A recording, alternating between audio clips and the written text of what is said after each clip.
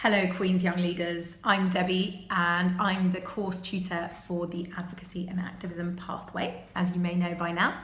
So it's time to set you some challenges. Here is your first challenge should you choose to accept it.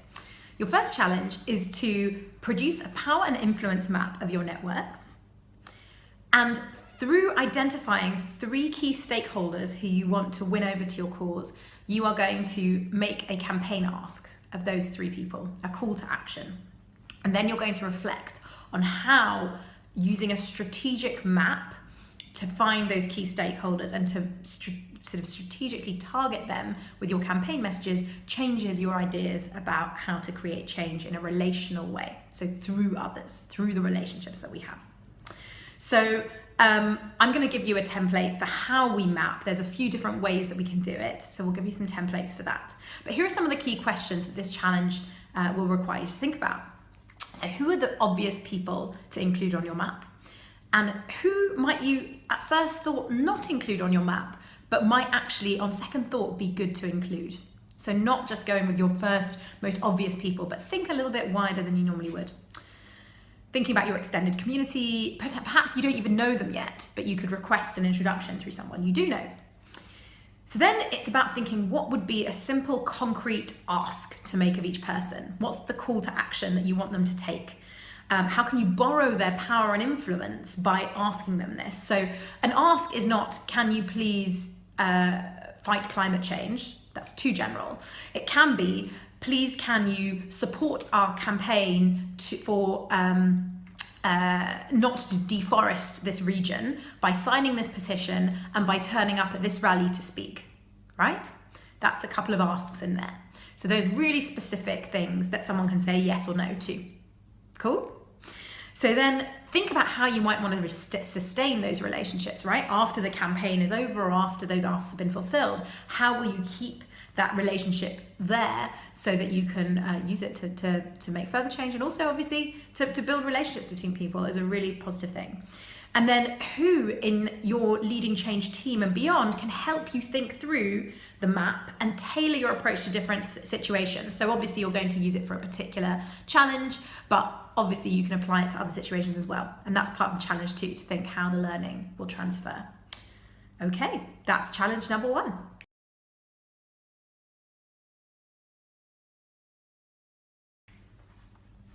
Hello guys, we're ready for challenge number 2. So pencils at the ready, here we go. This one is going to be a community consultation and an exercise in listening. So your challenge is to do a listening campaign among the people or community you serve. Do this through a survey or interviews or focus groups, so small groups of people with whom you can ask questions and have a conversation. And we challenge you to find out 3 things that you didn't know, that maybe you had assumed you knew, but in fact you didn't know, might have even got wrong in some of the work that you do. And you need to take 2 to 3 concrete actions on those things that you find out. And then to close the feedback loop, you're going to communicate what you've done and what changes you're making, what you learned, and how you're going to do things differently to the people you consulted. So completing that consultation loop. And consultation is really, really important, obviously, for making sure that we haven't wrongly assumed that we're taking the right course of action, but also people really like to feel that they're listened to and that their voice matters. So that is challenge number 2, community consultation.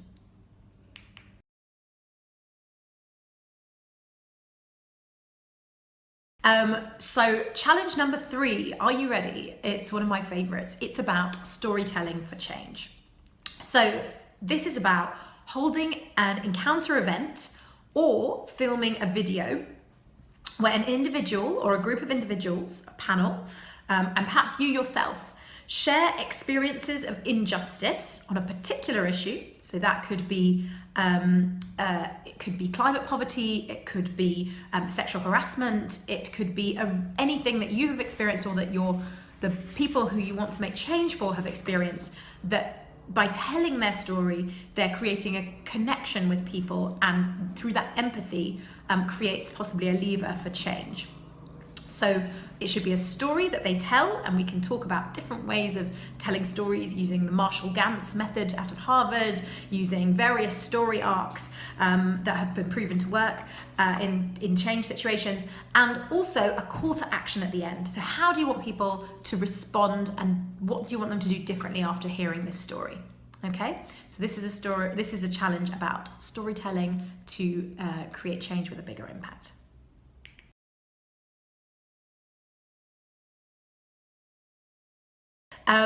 Let's talk about challenge number 4, and this one is about online campaigning. So as we know, the face of campaigning is changing all the time thanks to all the different ways that people can promote their causes and gain followers and spread the word about the changes that they want to create online. So your task, should you choose to accept it, is to create a new social media campaign. So not one that you already have, but a new one to create a specific attitudinal change. So this isn't a campaign to crowdfund or to raise money in any way. This is about changing people's attitude to a certain thing. So what could that be? In my interfaith and intercultural work, it would be about changing people's perceptions of, say, Jews or Muslims or Christians or atheist people. It's about changing people's perceptions. It might be about, for example, changing the norms of how it's acceptable to treat men and women differently. It should be something which changes the way people think. And you're going to create an online campaign. So that could be through a blended approach of creating content, so videos, memes, photographs, campaign material. It can be using Twitter, Instagram, Facebook, Snapchat even, although I'm clearly too old to be using Snapchat. You guys can teach me a thing or two. And really to think very creatively about how to spread your message online. And of course, how are you going to know that you've created that change? You have to look at the analytics and also create conversations to see how people are responding to what you're saying. So online campaigning is challenge number 4.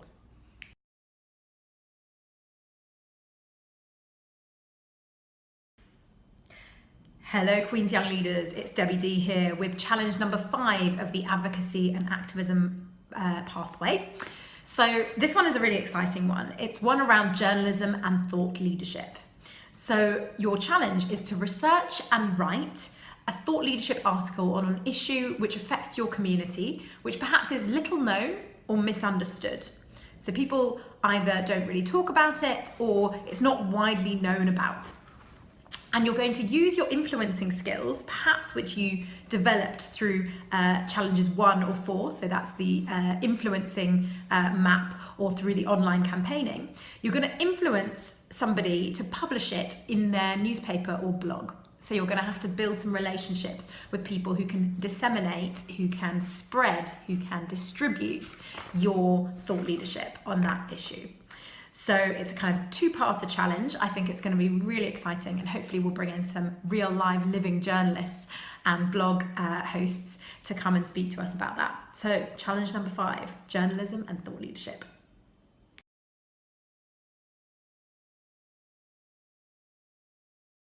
So challenge number 6 is about supporting marginalised voices. So your challenge, should you choose to accept it, is to identify the ways in which your organisation or project can be more supportive of equality.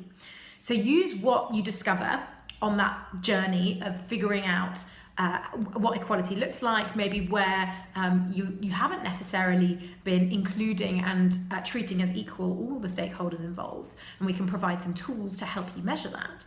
You're going to use what you discover to write a set of guidelines for volunteers or staff working with people who are marginalised in some way, people whose voices and work might count for less in your working culture, people who maybe unconsciously haven't been valued as much. And you're going to create some guidelines for those people to feel more part of what you're doing. This is something that came out of a lot of conversations from last year's cohort of the Queen's Young Leaders, who found that working with people whose voices don't really count. In some places that might be women, in other places it might be people from a particular religion or ethnic minority. How can we really raise those voices and show that they're valued? So together, I'll be sharing lots of juicy course content on how to create more equality by supporting marginalised voices. That is challenge number 6.